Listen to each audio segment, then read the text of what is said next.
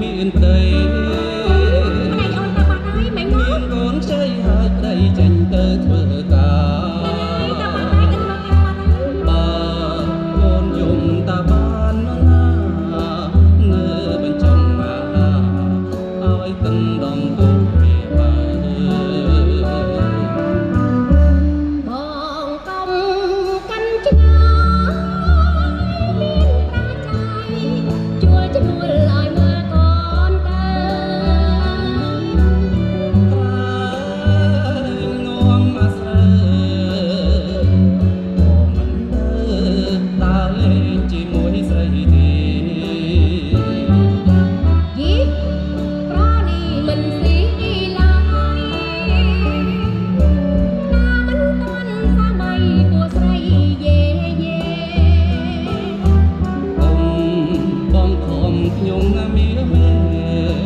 ខ្ញុំមិនហ៊ានស្មាត់ទេខ្លាចខូចប្រពៃណីមកជួយសង្ហាឲ្យជាងប្រូទៀតបងណាតែមើលកូនមួយអូននេះបងអត់ទេអូនឯងមានប្តីមានកូនមានទេណាក្មួយអូនតាក្មួយអីឲ្យបើចឹងអូយឡំមើលឃើញគេទៀតមើលឃើញ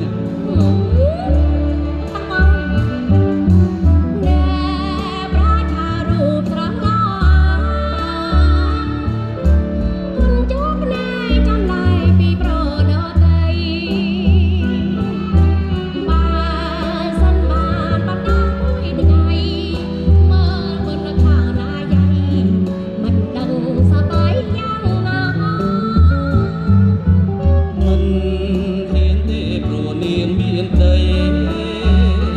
ប្តីមិននៅទេកូនខ្ចីហើយប្តីចេញទៅធ្វើការកូនយំតាបានណានៅបញ្ចុងឲ្យទឹកដងគោវា